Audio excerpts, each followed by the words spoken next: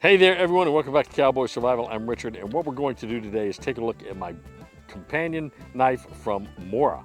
This is a nice knife. Get it off of Amazon. It's a really, really popular knife. Comes with a Scandi grind.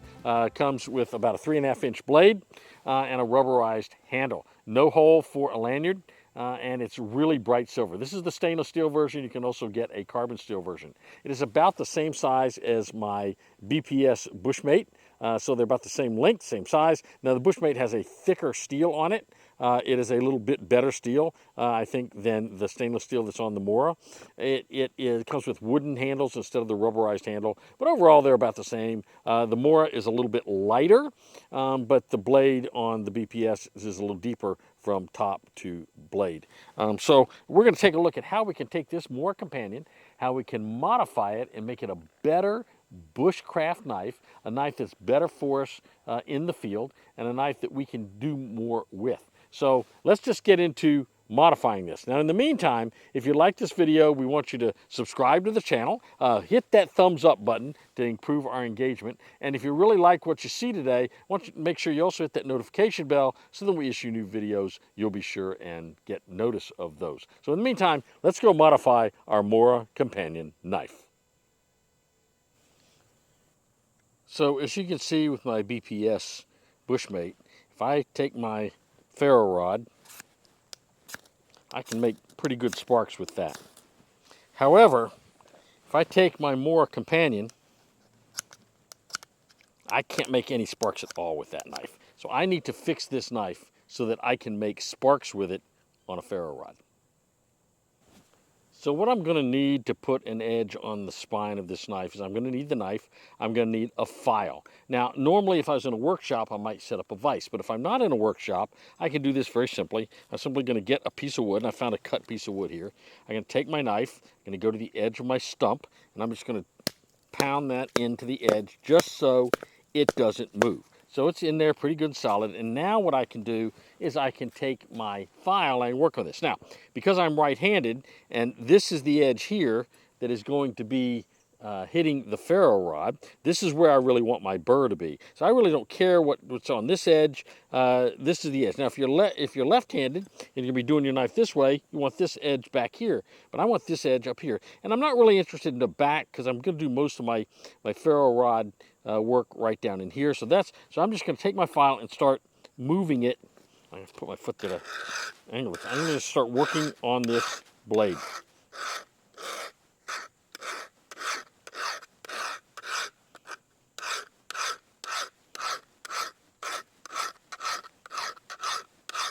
Now I'm not going to go back and forth because that undoes the burr that I'm trying to create. And again, I'm not going all the way back to the handle.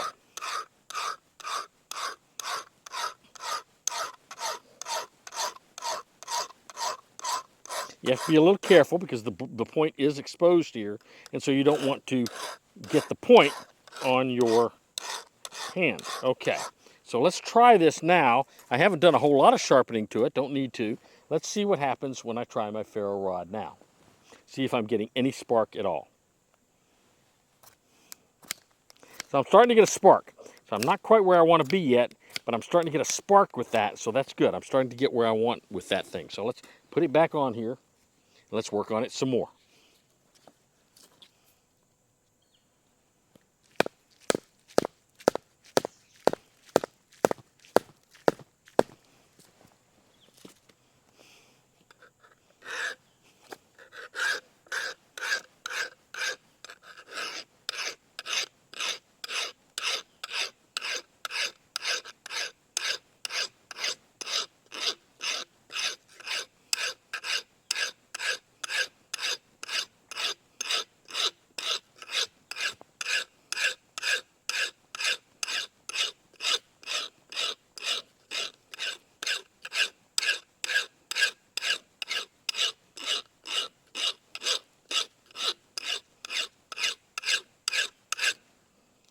I can start to feel a little burr there. It's working.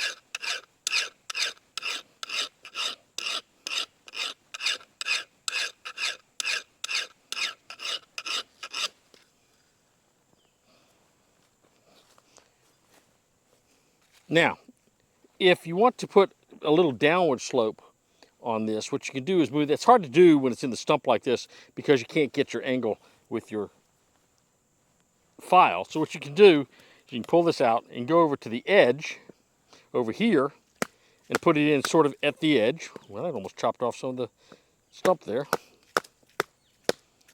Did it again. It's an old piece of wood, so it's actually chopping off the stump. I guess this would be good for splitting wood. So now what I can do, I can get a little bit more of a downward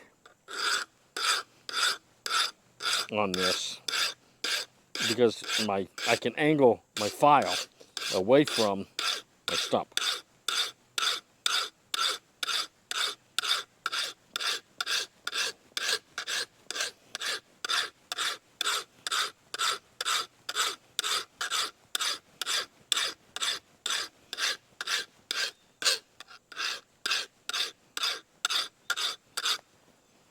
So at this point, I ought to be in pretty good shape. So we'll take my ferro rod.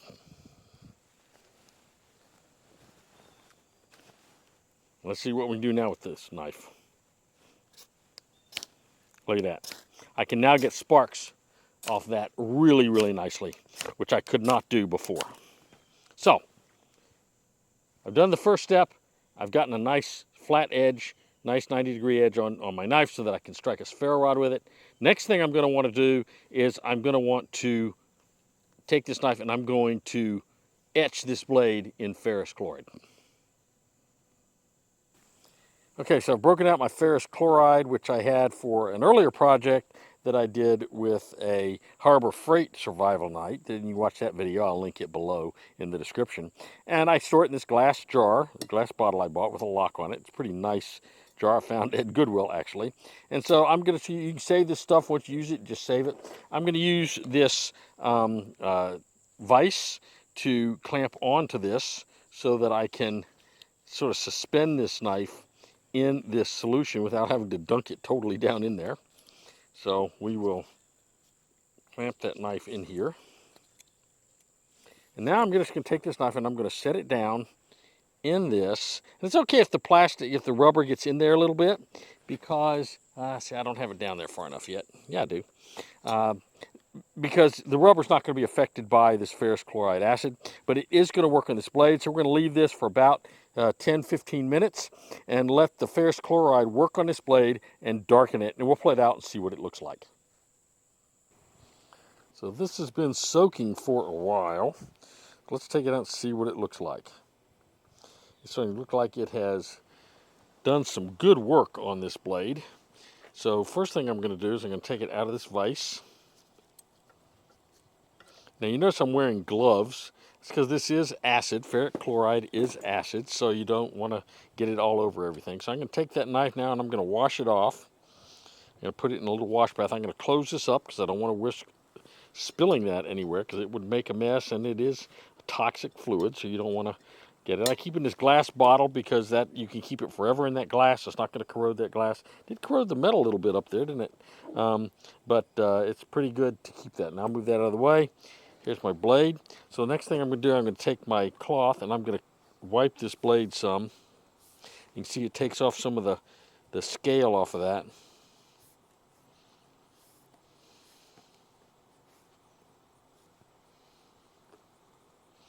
Just take that blade and get it good and clean. Then I'm going to clean it with some acetone to really get it good and clean. I like what it's done to that blade. It's got a nice little finish on it. It's not shiny like that anymore. I really like the way that looks.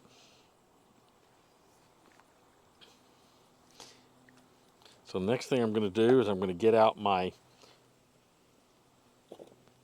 acetone, which is just fingernail polish remover. And we're going to open that up. So I have an old screwdriver here. Let's open up our acetone. I'm going to take my cloth. I'm going to bring my cloth out over here. Now you can also use, I've seen people use hot boiling apple cider vinegar. That can work. I've seen other kinds of things that can work on this. So I'm just going to take this, and actually I'm just going to pour some on the blade. And then I'm going to clean it with my cloth. That looks really, really cool. Let's pour some more on there.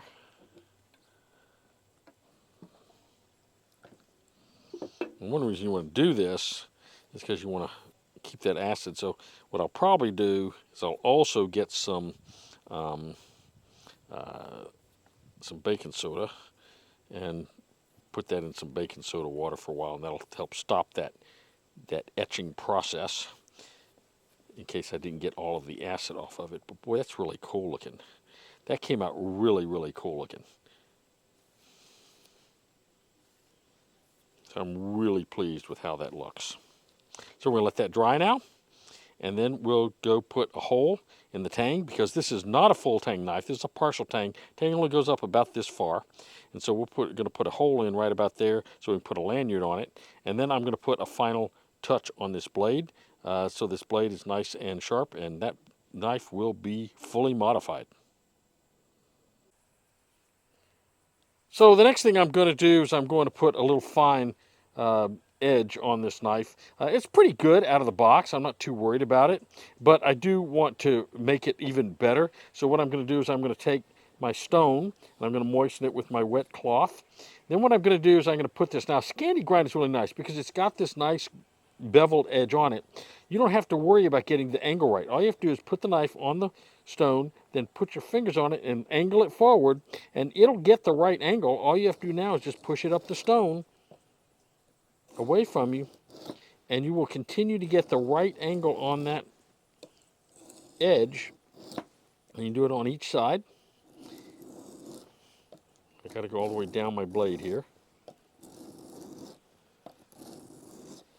We'll go down here too.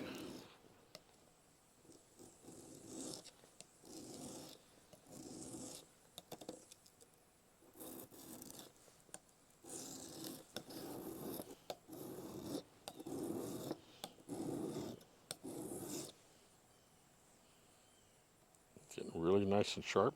Now it messes with my, if I don't do it exactly right, it's going to damage my finish a little bit, but that's okay. I'm not going to worry about that. Kind of gives the knife kind of a rough look, so I'm okay with that. And I'm not the best knife sharpener in the world. If you've watched my videos before, you know I admit, sharpening a knife is not my strongest suit.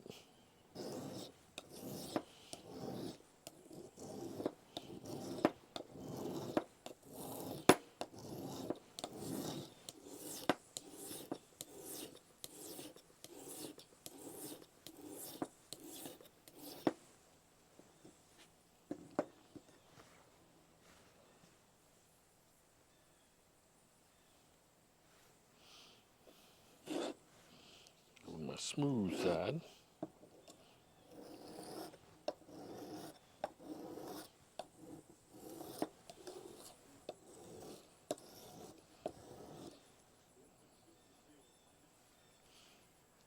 Now what I'm going to do is work my leather strop some. Now I'm going to put a little bit of this rubbing compound on there. And so you just sort of put it on there like a crayon on your strop. I'm not going to put it on real heavy, but this is an abrasive that'll put a little polish on that knife.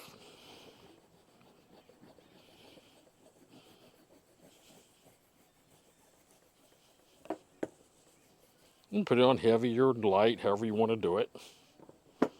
And so I'm just going to simply start drawing that knife back.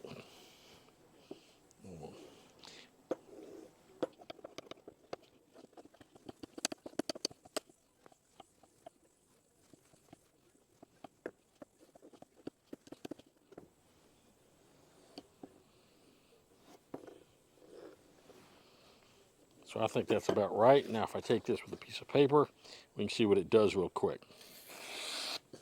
Wow. That's so much better than it was out of the box. And it was pretty good out of the box. But that's amazing. So that's pretty good after I've sharpened it up a little bit. Now, I'm going to put a little bluing on that, and we'll let it dry after I do the bluing. And then we'll put the hole in the handle for the lanyard. So I'm going to be using birchwood permablue on this blade. This will help seal this blade, protect it from rust. So then what I'm going to do is first I'm going to clean this blade. So I'm going to put a little bit of alcohol or acetone, I guess, on this cloth, and we'll clean this blade really, really well. And this blue will actually darken some of those silver areas a little bit. So I'll close that. I always like to close my solution. So you notice I'm also wearing gloves for this process because I use gloves anytime I'm using any kind of fluid or material. I'm going to lay this cloth down here just so I don't get any of the blue on my table. So I've got my knife. Here's my perma blue. So I'll open that up.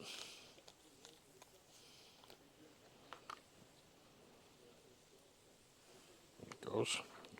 Whoops, I'll get that cap in a minute. So now what I'm going to do is I'm going to take some of this. I'm going to put this, I'm just going to sort of pour a little bit on this brush. You can do it, you can pour it directly on the metal or on the brush. I kind of like to put it on the brush. And then we'll just put it on here on both sides. And it, like I said, it darkens the silver areas a little bit.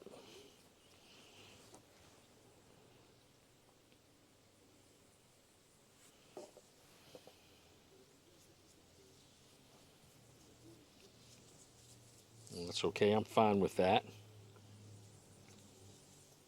In fact, I kind of like it. Covers up those places where I scratched it up a little bit when I was sharpening it. Okay, so I know the tang in this knife comes up to about there. So I'm going to put my hole right here where the green meets the black, and I'm going to go really slow.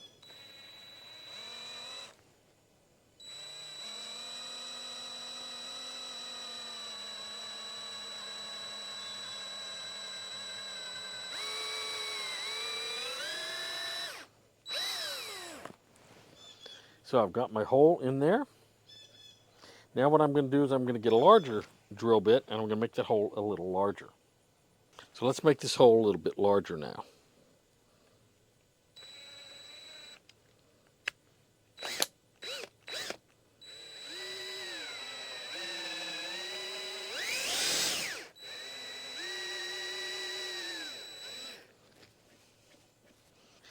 I'm taking a little piece of sandpaper and I'm rolling that up real tight. I'm going to go into that hole. I'm going to sand that hole so it's nice and smooth for me to run my lanyard cord through.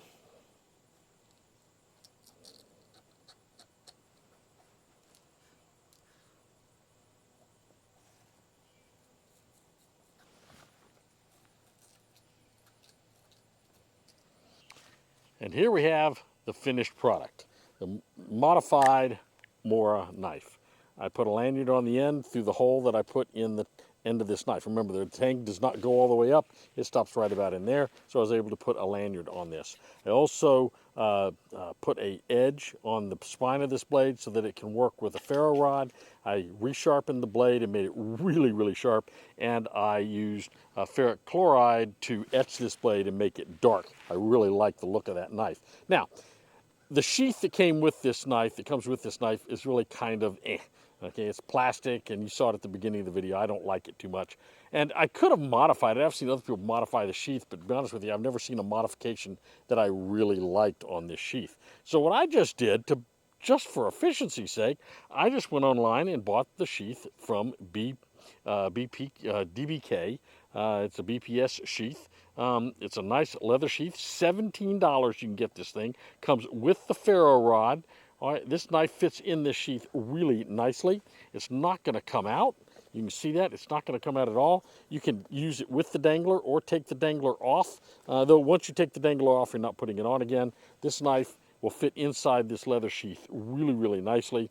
And I think would be makes it a nice bushcraft knife and a nice addition to your kit. So, the Mora Companion modified into a much nicer knife. Okay, so that's our modification of the Mora Companion knife. I'll put links to where you can get the knife, where you can get the sheath, and any of the other materials we used for the processes that we used in this. I'll put links for that in the description. In addition, I've got a link to a couple of videos, one on how I tie the snake knot lanyard on this. Also, I've got a link to my BPS Bushmate knife in case you want to see that. Now, the other thing I want you to know is I want you to click on the like button below if you like this video, and click on this subscription. We're trying to get to 6,000 subscriptions, so we'd love for you to subscribe to this video and to this channel so that we can get to 6,000. We're really, really close. Not that it means anything, it's just kind of a cool number to get to. Also, hit that notification bell so that when we have future videos, you'll be sure and be notified so you can watch those. So in the meantime, remember what we always say. Stay strong, stay prepared, and have a blessed day. We'll see you real soon right here on Cowboy Survival.